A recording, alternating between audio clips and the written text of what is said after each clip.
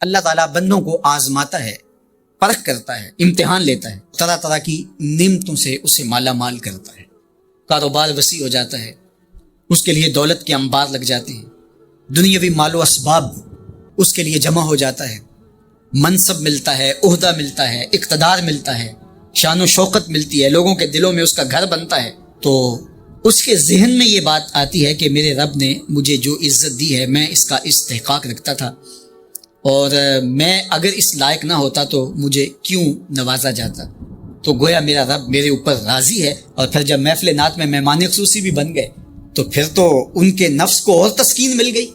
جب پیر صاحب نے بھی ان کو ہی اہمیت دی تو پھر انہیں لگا کہ واقعہ ہی ہمارا رب ہم پہ راضی ہی ہے، تبھی تو ہمیں مذہبی طبقوں کے اندر بھی اہمیت مل رہی ہے، حالانکہ وہ جانتے ہیں کہ ہم نے یہ دولت کیسے حاصل کی ہے، وہ جانتے ہیں کہ ہمیں سجدے کی توفیق نصیب نہیں ہے، وہ جانتے ہیں کہ آج اس محفل میں مہمان خصوصی سے تو کل ہم شراب خانے میں تھے، انہیں پتہ ہے، لیکن اس کی طرف توجہ نہیں جاتی، سوچتے نہیں ہیں، بلکہ وہ یہ سمجھتے ہیں کہ ہمیں یہ جو عزت مل رہی ہے یہ اللہ تعالیٰ کی طرف سے ہماری کسی قبولیت کی وجہ سے یہ عزت ہے، حالانکہ یہ ان کی آزمائش تھی، ان کا امتحان تھا۔ دوسری بات، وَأَمَّا إِذَا مَا ابْتَلَاهُ، اور جب اللہ اس کو آزماتا ہے، فَقَدَرَ عَلَيْهِ رِزْقَهُ، اور اس کے رزق کو تنگ کرتا ہے، اس کو آزمائش کی بھٹی میں ڈالتا ہے، فَيَقُولُ رَبِّي أَهَانَنِ، تو پھر وہ چیخ اٹھتا ہے میرے رب نے تو مجھے ذلیل کر کے رکھ دیا۔ بیماری آ جائے، ابتلا میں مبتلا ہو تو وہ کہتا ہے کہ میرا رب مجھ سے ناراض ہو گیا۔ تو یہ انسان کی کج فکری، ایسا نہیں ہے۔ کسی شخص کو دولت کا دیا جانا یہ اللہ کی رضا کی دلیل نہیں ہے، اور کسی شخص کو غربت کے امتحان میں ڈالا جانا یہ اللہ کی ناراضگی کی دلیل نہیں ہے۔ حضرت امام رازی نے لکھا ہے کہ مکے سے لے کر طائف تک 70 ایسے نبیوں کی قبریں ہیں جن کی وفات صرف بھوک کی وجہ سے ہوئی، تکلیفوں میں، آزمائشوں میں، امتحانوں میں، ابتلاؤں میں اس کے بندے رہے ہیں۔ میرے اور آپ کے آقا و مولا حضور ختمی المرتبت کے گھر میں کبھی برابر چولہا نہیں جلتا تھا، کبھی کھانے کے لیے کچھ میسر نہیں ہوتا تھا، پانی پی کے اور کھجور کھا کے گزارا ہوتا تھا، تو یہ تو کوئی دلیل نہیں ہے۔ اللہ کی رضا کی دلیل کیا ہے؟ نیکی کی توفیق مل جانا، اور اللہ کی ناراضگی کی دلیل کیا ہے؟ کسی شخص کا گناہ پہ دلیر ہو جانا۔ کوئی بندہ گناہ پہ دلیر ہے اور معصیت، نافرمانیاں، اللہ کے حکموں کو توڑنا اس کا مزاج ہے، تو سمجھو اللہ اس سے ناراض ہے۔ اور اگر کسی کو اللہ نے سجدے کی توفیق دی ہے، کسی کو اللہ نے اپنے راستے میں خلوص کے ساتھ خرچ کرنے کی توفیقات عطا کی ہے، حلال حرام کی تمیز اس کو عطا کر دی گئی ہے، تو پھر سمجھ لو کہ اللہ اس پہ راضی ہے۔ باقی رہی بات کہ کسی کو دولت کا زیادہ دیا جانا، کسی کو کم دیا جانا، تو یہ آزمائش ہے۔ اب جو اہل ایمان ہیں، اللہ کے بندے ہیں، وہ کیا کرتے ہیں؟ جب دولت زیادہ ملتی ہے، اقتدار ملتا ہے، منصب ملتا ہے، تو پھر اللہ کے شکر کے دائرے میں آ جاتے ہیں، اور جب مصیبت آتی ہے، تکلیف آتی ہے، اذیتوں میں مبتلا ہوتے ہیں، تو پھر وہ یہ نہیں کہتے کہ ہمارے رب نے ہمیں ذلیل کر دیا، بلکہ وہ اس پہ صبر کرتے ہیں اور اللہ کے حضور دعائیں کرتے ہیں، التجائیں کرتے ہیں کہ مالک تو نے جو جس آزمائش میں ڈالا ہمیں پورا اترنے کی توفیق نصیب فرما، ہماری سفید پوشی کا بھرم نہ ٹوٹے، اور ہمیں اس مشکل وقت سے بچانا کہ جب ہماری یہ غربت ہمیں کفر تک لے جائے، اور جب ان کو دولت مندی دی جاتی ہے تو وہ ڈرتے ہیں کہ اللہ ایسا نہ ہو کہ یہ دولت ہمیں فرعون بنا دے، یہ دولت ہمیں نمرود بنا دے، ہمارے اندر بخل پیدا ہو، تکبر پیدا ہو، ہمارے اندر غرور پیدا ہو، تو وہ اس حالت کے اندر اللہ تعالیٰ کا شکر یا دوسری حالت میں اللہ کے حضور صبر کی توفیق مانگتے ہیں اور صبر کے ساتھ اپنی زندگی گزارتے ہیں۔ آقا کریم علیہ السلام نے ارشاد فرمایا کہ کون ہے جو مجھ سے یہ کلمات لے اور ان پر خود عمل کرے اور پھر آگے ان لوگوں تک پہنچائے جو ان چیزوں پر عمل کرے۔ تو بہت سارے لوگ جھولیاں پھیلا کے آگے بڑھ جاتے، لیکن علم کے لیے جو حرص حضرت ابو ہریرہ کے سینے میں تھی اس وجہ سے انہوں نے پہل کی اور آگے بڑھ کے عرض کی حضور یہ خیرات میری جھولی میں ڈال دیجیے، میں خود بھی عمل کروں گا اور ایسے لوگوں تک پہنچاؤں گا بھی جو ان پر عمل پیرا ہوں۔ تو کہتے ہیں حضور نے میرا ہاتھ پکڑ لیا اور 5 چیزیں گنوائیں۔ پہلی بات میرے حضور نے ارشاد فرمائی، اتق المحارم تکن عابد الناس، اللہ کی حرام کردہ چیزوں سے بچ جاؤ، تم لوگوں میں سب سے بڑے عبادت گزار بن جاؤ گے۔ نیکی کرنا بہت اہم ہے، لیکن یہاں جو تعلیم دی گئی وہ گناہ سے بچنے کی ہے۔ ایک شخص رات کو 100 نفل پڑھ لیتا ہے، لیکن صبح اٹھ کے کسی کا حق غصب کرتا ہے، کسی کو گالی دیتا ہے، جھوٹ بولتا ہے، کم تولتا ہے، کم ناپتا ہے، اللہ کے حکام کو توڑتا ہے، اور دوسرا شخص ساری رات عشاء کی نماز کے بعد سویا رہا اور دن کو فجر کے بعد اس نے جھوٹ نہیں بولا، کسی کو تنگ نہیں کیا، اللہ کی مخلوق کو ضرر نہیں پہنچایا، تو شریعت ایسے شخص کو پسند کرتی ہے جو اللہ کی حرام کردہ چیزوں سے بچ جائے۔ نیکی کی توفیق مل جائے، نفلی عبادات میسر آ جائیں تو بڑی بات ہے، لیکن اس سے بڑی بات یہ ہے کہ اللہ کی حرام کردہ چیزوں سے بچا جائے۔ دوسری بات ارشاد کی، وَرْضَ بِمَا قَسَمَ اللَّهُ لَكَ تَكُنْ أَغْنَى النَّاسِ، اللہ کی تقسیم پہ راضی ہو جا، لوگوں میں سب سے بڑا غنی تو ہوگا۔ دولت کی کثرت سے بندہ غنی نہیں بنتا، کتنے دولت مند ہیں، نفس کی کمینگی ہی ختم نہیں ہوتی۔ تو غنی اس وقت بندہ بنے گا جب اللہ کی تقسیم پہ راضی ہوگا، اللہ نے جس حالت پہ رکھا اس حالت پہ خوش ہے کہ میرے مالک نے مجھے جو دے دیا یہ میرے لیے اس نے مناسب جانا، تو بس میں اس پہ راضی ہوں، میں اس پہ خوش ہوں۔ اور اگر انسان یہ نہیں چاہتا اور نہیں کرتا تو جہاں بھی ہوگا وہ مطمئن نہیں ہو۔ پھر ارشاد فرمایا، وَأَحْسِنْ إِلَىٰ جَارِكَ تَكُنْ مُؤْمِنًا، اپنے ہمسائے کے ساتھ سلوک اچھا کر تو کامل مومن ہو جائے گا۔ جو آپ کا ہم سایہ ہے تو آپ کا سایہ شفقت کا اس پر پڑنا چاہیے۔ آپ کا ہم سایہ آپ کی طرف سے سخت دھوپ میں اذیت گوارا نہ کرے، بلکہ آپ کے ہم سائے کے آپ ہم سائے ہی قرار پائیں۔ تو آپ کے ایمان کی کسوٹی یہ ہے، آپ کے مومن ہونے کا معیار یہ قرار دیا گیا کہ آپ اپنے ہمسایوں کے ساتھ کیسے ہو۔ چوتھی چیز، وَأَحِبَّ لِلنَّاسِ مَا تُحِبُّ لِنَفْسِكَ تَكُنْ مُسْلِمًا، اگر تم کامل مسلمان بننا چاہتے ہو تو جو اپنے لیے پسند کرتے ہو تمام مخلوق کے لیے وہ پسند کرو۔ اب کوئی شخص یہ مزاج اپنی طبع میں راسخ کر لے تو معاشرے کے اندر شر، فساد، بدامنی، کسی کے حقوق کو غصب کرنا، کسی سے زیادتی کرنا، کسی کا برا چاہنا، سب کچھ ختم ہو جائے گا، اور یہ معاشرہ جنت نظیر بن جائے گا کہ جو ہم اپنے لیے پسند کرتے ہیں وہ ہم اپنے دوست کے لیے، بھائی کے لیے، ہمسائے کے لیے، عزیز کے لیے، رشتہ دار کے لیے پسند کریں۔ اور پانچویں بات، وَلَا تُكْثِرِ الضِّحْكَ فَإِنَّ كَثْرَةَ الضِّحْكِ تُمِيتُ الْقَلْبَ، ابو ہریرہ زیادہ ہنسا نہ کرو، زیادہ ہنسنے سے دل مر جاتا ہے۔ مسکرانا تو سنت ہے، مسکرانا حضور کی عادت تھی، جس کی تسکین سے روتے ہوئے ہنس پڑیں، اس تبسم کی عادت پہ لاکھوں سلام۔ مسکرانے کے بعد اگلا مرحلہ دہک کا آتا ہے، لیکن دہک کبھی کبھی حضور سے صادر ہوا، اور کہا یہ حضور علیہ السلام سے صادر نہیں ہوا، تو کہے سے منع کر دیا گیا۔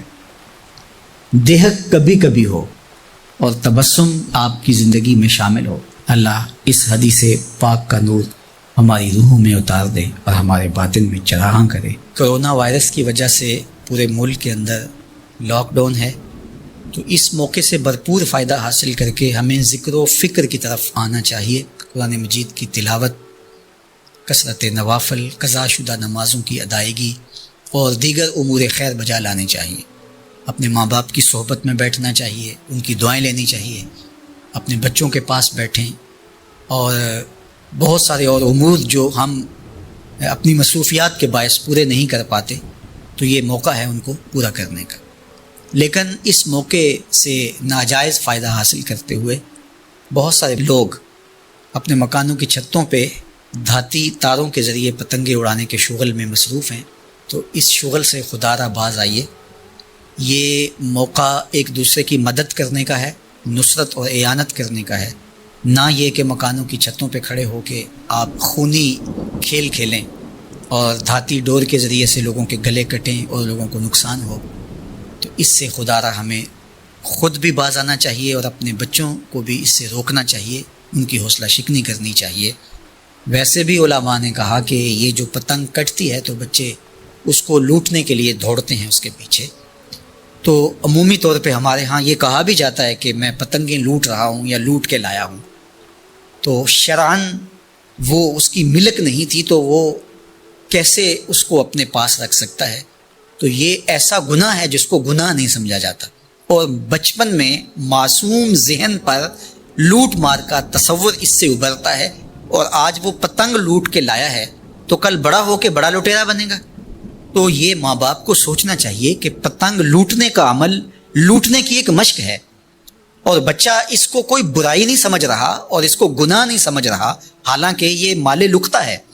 اور اگر کسی نے پتنگ لوٹ لی یا ڈور لوٹ لی تو ہمارے فقہا نے لکھا ہے کہ 6 ماہ تک اس کا اعلان کرے، مالک کے نہ ملنے کی صورت کے اندر اس کو صدقہ کرے، وہ خود پھر بھی نہیں رکھ سکتا ہے چونکہ یہ مال لکتا کے حکم کے اندر ہے۔ تو عمومی طور پہ ہم بچے کو بھی شاباش دیتے ہیں، اس کو بڑا دلیر قرار دیتے ہیں کہ اس نے اتنی پتنگیں لوٹی، آج اس کا یہ کمال ہے۔ تو میاں یہ بچوں کے نفسیات کے اندر لوٹ مار کے تصور کو راسخ کرنے کا ایک ذریعہ ہے پتنگ۔ اس نقطہ نظر کی طرف شاید کبھی کسی کی توجہ نہ گئی ہو، تو اس پہ بھی غور کرنے کی ضرورت ہے۔ میں تو یہ بات کہا کرتا ہوں کہ چلتی ہوئی ٹرالی سے یا ٹرک سے جو بچہ گنا لوٹتا ہے تو اس کو بچے کی بہادری اور فنکاری سمجھا جاتا ہے، لیکن آج جس نے گنا لوٹا ہے تو کل وہ ملک لوٹنے لگے گا، کل وہ اور کچھ بھی لوٹے گا۔ تو یہ چونکہ جب برائیاں شروع ہوتی ہیں تو بڑے پیمانے سے شروع نہیں ہوتی، چھوٹے پیمانے سے شروع ہوتی ہیں۔ تو پتنگ لوٹنے کا تصور لوٹ مار کی طرف لے جانے والا ہے، اور دوسرا یہ قاتل ڈور کتنے لوگوں کی زندگی کا چراغ بجھا دیتی ہے، اور کیا گزرتی ہے ان ماں باپ کے اوپر جن کا لخت جگر، جن کا بیٹا ان کے ہاتھوں کے اندر دم توڑ جاتا ہے اور گلا کٹ گیا ایک ڈور سے۔ اور ایسے واقعات ہم کتنے سنتے ہیں۔ تو میں گزارش کروں گا کہ اس خونی کھیل سے باز رہا جائے۔ اخلاقیات بھی اجازت نہیں دیتے، ہمارا ملکی قانون بھی اس کی اجازت نہیں دیتا، اور پنجاب پولیس بھی اس پر ایکشن کر رہی ہے۔ ان کے ساتھ تعاون کیجیے اور اپنے گرد و پیش کے ماحول کی انہیں خبر بھی کیجیے، خود بھی بچیے، اپنی اولادوں کو، بچوں کو بھی اس سے محفوظ رکھیے۔ اللہ آپ کی حفاظت کرے۔ والسلام علیکم ورحمۃ اللہ وبرکاتہ۔ قرآن مجید کا اسلوب بیان دیکھیے کتنا دل آویز اور خوبصورت، اور مذہب اسلام کی خوبصورتی دیکھیے۔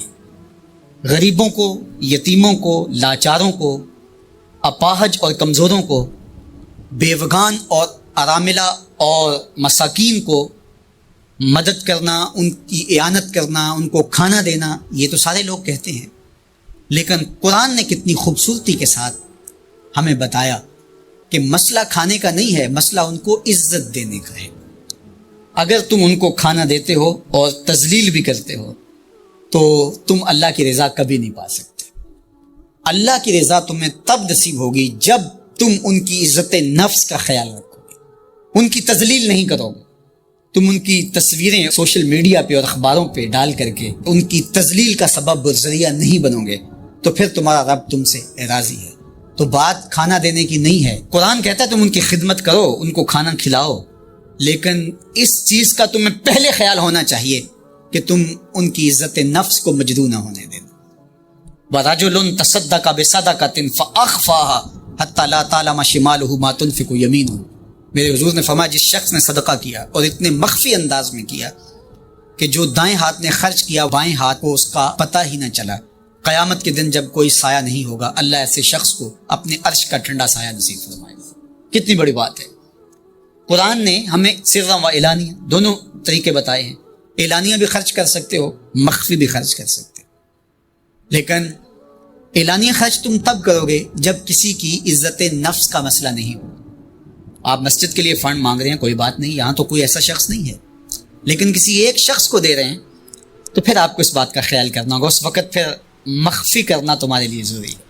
اسی طرح اگر تم ترغیب کے لیے کر رہے ہو تو کوئی بات نہیں ہے، لیکن اس میں بھی تم یہ خیال رکھو کہ ترغیب میں بھی کسی کا دل نہ دکھنے پائے، کسی کی تصویر نہ آنے پائے۔ ترغیب دلانے کے بہت سارے طریقے ہیں، لیکن ترغیب دلانے سے قبل اپنے دل سے سوال کر لو ترغیب کے پیچھے چھپی ہوئی کہیں ریاکاری تو نہیں ہے؟ چونکہ ریاکاری جو ہے یہ کالے پتھر پر کالے رنگ کی چیونٹی چلے تو اس کی چال سے بھی زیادہ باریک ہے، تو یہ بڑی باریک چال ہے۔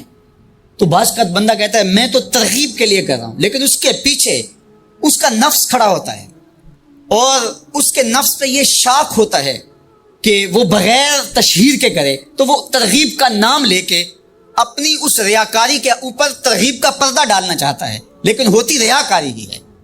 تو یہ اپنے آپ سے پوچھے. بندے کو پتا ہوتا ہے کہ میں کہاں کھڑا ہوں. اقبال نے کہا تھا کہ ملا سے نہ پوچھ اپنے دل سے پوچھ. تو بندے کو پتا ہوتا ہے کہ یہ ترغیب ہے یا اس کے پیچھے چھپی ہوئی ریاکاری ہے, اور ریاکاری تھوڑی سی بھی اللہ کو قابل قبول نہیں ہے.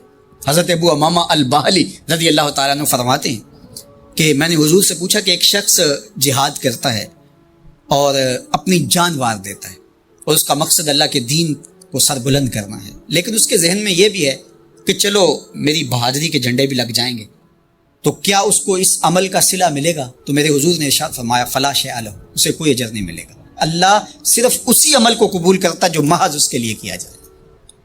تیرے عمل میں اخلاص ہو تو اس کا اجر کچھ اور ہے. حور و خیام سے گزر, بادہ و جام سے گزر.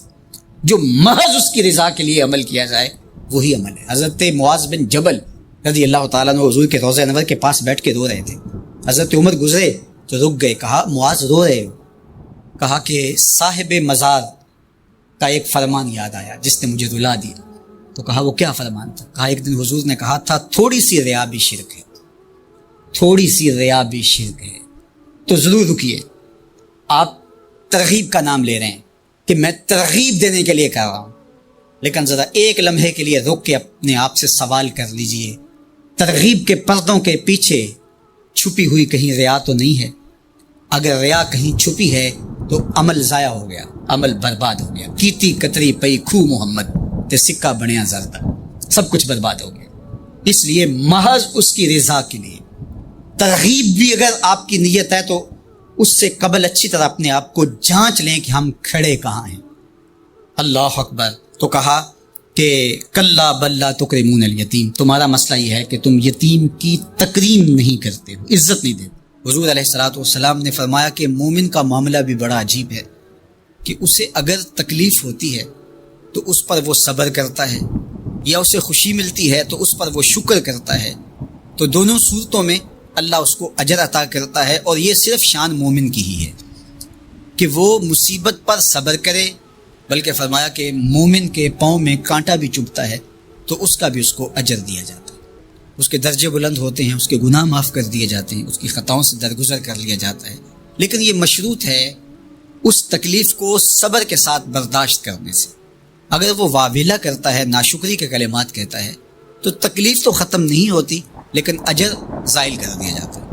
تو اس لیے ہمیں ہر صورت کے اندر صبر کے دامن کو مضبوطی سے تھامنے کی تلقین کی گئی, اور اہل ایمان کو یہ بھی سبق دیا گیا کہ جب انہیں کوئی بھی مصیبت پہنچتی ہے تو وہ کہتے ہیں انا للہ و انا الیہ راجعون, کہ ہم اسی کے ہیں اور اسی کے حضور پلٹ کے جانا ہے. تو یہ وہ امر ہے کہ جو ان کی طبیعت کے اندر ٹھہراؤ پیدا کرتا ہے, اور ان کی زندگیوں کے اندر اللہ تعالیٰ جل شانہ پر جو یقین ہے اس کا پتہ دیتا ہے. اگر مصیبت کو اللہ کی طرف سے سمجھ کے, مان کے صبر کیا جائے, اس کو مقدور سمجھا جائے, اس پر واویلا نہ کیا جائے, اللہ کی نافرمانی کا کوئی کلمہ نہ بولا جائے, اپنے عقیدے میں تزلزل نہ آنے دیا جائے, اپنے رویوں کی خوبصورتی کو زائل نہ ہونے دیا جائے, تو اس کا مطلب ہے کہ وہ شخص مومن ہے, اس کا یقین ہے کہ یہ اللہ کی طرف سے ہے. تو پھر اس کے یقین کے صلے کے اندر اللہ اس کو پھر ہدایت قلب کا چراغاں نصیب کرتا ہے. اور فرمایا واللہ بکل شیء علیم, اور اللہ ہر شے کو جاننے والا. اسے پتہ ہے کہ کسی پر مصیبت نازل کیوں کرنی ہے, اور اس مصیبت سے اس کا امتحان لینا مقصود ہے, اس کے درجوں کو بلند کرنا مقصود ہے, اس کے گناہوں کو معاف کرنا مقصود ہے, اس کو کسی آزمائش میں ڈال کر کے اس کو مزید کندن بنانا مقصود ہے, یا اس کا کیا مقصود ہے, اس کو سزا دینا مقصود ہے. یہ اسے پتہ ہے. تمہارا رب تمہاری طرف آنے والی جو تکلیفیں ہیں ان کے اندر ہزارہا پنہا حکمتوں سے واقف ہے. یہاں یہ بات بھی سمجھنے کے قابل ہے کہ جو شخص مصیبت کے آنے پر صبر اور استقامت کے ساتھ اس سے نپٹتا ہے اور اللہ پر جو اس کا یقین ہے اس میں تزلزل پیدا نہیں ہونے دیتا. کل من عند اللہ, اے محبوب فرما دیجئے جو کچھ ہے وہ تمہارے رب کی طرف سے. یہ اس کا خیال اور فکر ہے کہ یہ میرے اللہ کی طرف سے, تو پھر اس مصیبت کو ٹالنے والا بھی وہی ہے. تو اگر یہ اس کا عقیدہ پختہ تھا تو پھر وہ مالک کی دہلیز چھوڑ کے, مالک کی چوکھٹ چھوڑ کے کسی اور دہلیز پہ نہیں جائے گا, کسی اور چوکھٹ پہ نہیں جائے گا. وہ اس مصیبت کو دور کرنے والا مؤثر حقیقی اللہ کو ہی جانتا ہوگا, اور اسی کے حضور دعائیں کرے گا, التجائیں کرے گا. کسی شرک کا ارتکاب نہیں کر سکتا ہے. اور وہ مالک کی دہلیز سے کبھی روح گردانی نہیں کر سکتا، بلکہ اس تکلیف کے آنے سے وہ اپنے رب کے ساتھ اور زیادہ جڑ جائے گا، اور اگر وہ صبر کرے تو یہ اس کا ایک مرتبہ ہے کہ وہ حوصلے کے ساتھ اس تکلیف کو برداشت کرے، اور دوسرا مرتبہ جو اس سے بڑھ کر ہے کہ اس پہ اللہ کی رضا کے سانچے میں اپنے آپ کو ڈھال لے کہ جے سونا میرے دکھ وچ راضی، میں سکھ نو چلے ڈاواں۔ اگر وہ اس بات پہ راضی ہے تو کوئی بات نہیں ہے، میں اس پہ راضی ہوں کیونکہ میرے رب کی یہ رضا ہے۔ تو یہ دونوں چیزوں کا مل جانا یا دونوں میں سے کسی ایک کا مل جانا، یہ اللہ کی طرف سے اس کو دیا گیا انعام ہے جو اس مشکل حالات میں اس کو حاصل ہوتا ہے۔ اب وہ کس کیفیت میں ہے اللہ تعالیٰ اس کو خوب جانتا ہے کہ وہ اس پہ صبر کر رہا ہے یا اس کا اندر ڈول رہا ہے، اس کا عقیدہ کمزور تھا اور وہ کمزوری کے باعث جو ہے وہ تزلزل کا تذبذب کا شکار ہو گئے، تو یہ تمہارا رب خوب جانتا ہے۔ تو تمہارے سینے کے اندر چھپی ہوئی کیفیت تمہارے جاتا ہے، سوال کا دروازہ کھول دیتا ہے، اللہ اس کے لیے محتاجی کا دروازہ کھول دیتا ہے۔ حالات سخت بھی ہوں، اگر قابل برداشت ہوں تو ان کو برداشت کرنا چاہیے تاکہ سوال کی عادت نہ پڑے۔ انسان مخمصے کی حالت میں ہو، مجبور ہو جائے تو وہ ایک الگ بات ہے، مخمصے کی حالت میں سوال جائز ہو جاتا ہے، لیکن اگر حالت مخمصے کی نہ ہو تو پھر سوال نہیں کرنا۔ تھوڑی سی مشکل آئی اور اناج بٹتے ہوئے دیکھا تو خود بھی سوالی بن کے جا کے کھڑے ہو گئے، جبکہ ہمارے گھر کے اندر اتنا کچھ موجود تھا کہ ہم گزر کر سکتے تھے، لیکن مفت کا مال ہے لہٰذا کوئی حرج نہیں ہے، تو پھر آہستہ آہستہ انسان اس کا عادی بن جاتا ہے۔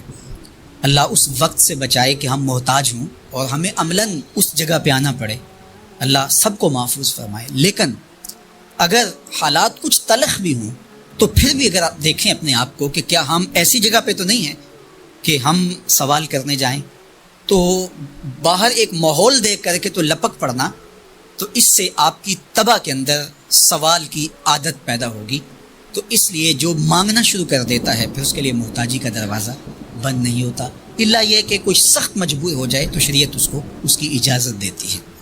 تیسری بات میرے اور آپ کے آقا و مولا نے جو قسم کر کے کہی، ما نقص مال عبد من صدقہ، کہ صدقے سے بندے کا مال کم نہیں ہوتا۔ آپ کا اکاؤنٹنٹ کہتا ہے کہ اگر اتنے پیسے اتنوں سے نکال دیے گئے تو باقی اتنے بچیں گے، کیلکولیٹر کا حساب بھی یہی ہے، لیکن میرے محبوب فرماتے ہیں کہ میں ضمانت دیتا ہوں کہ صدقے سے مال کم نہیں ہوتا، تو اس لیے تم راہ خدا میں خرچ کرو گے تو میرا رب کہہ رہا ہے خیر لانفسکم، یہ تمہارے لیے بہتر ہے، تمہیں لگتا ہے کہ اتنے کم ہو جائیں گے لیکن ایسا نہیں ہے، تمہارا مال صدقے سے گھٹتا نہیں ہے، صدقے سے تمہارا مال بڑھتا ہے، اور اللہ تعالیٰ جل شانہ ایک کا 10 گنا عطا کرتا ہے، 70 گنا عطا کرتا ہے، 700 گنا عطا کرتا ہے، فرمایا اللہ چاہے تو اس سے بھی زیادہ عطا کرتے، اور پھر فرمایا ان تقرضوا اللہ قرضا حسنا یضاعفہ لکم، اگر تم اللہ کی راہ میں قرض حسنہ دو تو وہ دگنا کر کے دے گا۔ اچھا، یہ کیسا اللہ کا انداز بیاں ہے کہ خود مال دے کے خود کہہ رہا ہے مجھے قرضہ دو، اور پھر خود کہتا ہے میں دگنا دوں گا۔ دیا ہوا کس نے ہے؟ اسی نے، اور کہتا ہے کہ جو میں نے تمہیں دیا ہے اس سے مجھے دو، اور میں پھر اس کو اپنے دیے ہوئے مال سے دیے گئے مال کو دگنا کر کے تمہیں لوٹاؤں گا۔ اللہ اکبر، اور پھر فرمایا وَيَغْفِرْ لَكُمْ، اور تمہیں بخش بھی دوں گا۔ وَاللَّهُ شَكُورٌ حلیم، وہ شکر گزار بھی ہے اور حلم والا بھی ہے۔ اللہ اکبر، وہ بردبار بھی ہے، وہ تمہارا شکر گزار بھی ہوگا، تمہیں دگنا کر کے بھی دے گا، تمہاری مغفرت بھی کر دے گا، اور تمہارے مال میں کمی بھی نہیں آنے دے گا، اور یہ بہتر بھی تمہارے لیے ہوگا۔ یہ تمہاری آزمائش تھی، تمہارا مال تمہیں دے کر تم سے مانگا، اور جس کے لیے مانگا اس کو اللہ ڈائریکٹ بھی تو دے سکتا تھا، لیکن کہا کہ اس کی آزمائش ہے کہ اس کو غربت کی بھٹی میں ڈالا گیا، تمہاری آزمائش یہ ہے تمہیں فراوانی دی گئی۔ اب دیکھیے کہ وہ آزمائش میں پورا نکلتا ہے، تم آزمائش میں پورے نکلتے ہو، دونوں آزمائش میں پورے نکلتے ہیں، یا پھر تم نامراد اور ناکام ہو جاتے ہو۔ اللہ اکبر، اللہ جل شانہ پورے عالم کے اوپر پھیلی ہوئی وبا کو دور فرمائے، بالخصوص امت مسلمہ کی خیر کرے، اور میرے وطن پاکستان کو امن کا، نور کا، رحمت کا گہوارہ بنائے، اور یہاں نظام رسول کی بہاریں پیدا کرے۔ اللہ ہمیں معاشی بحرانوں سے نکال کے معیشت کا استحکام عطا کرے، اور ایک دوسرے کے لیے جذبہ احساس، جذبہ ہمدردی اور راہ خدا میں خرچ کرنے کا جذبہ فراما ہمارا مقصود کرے۔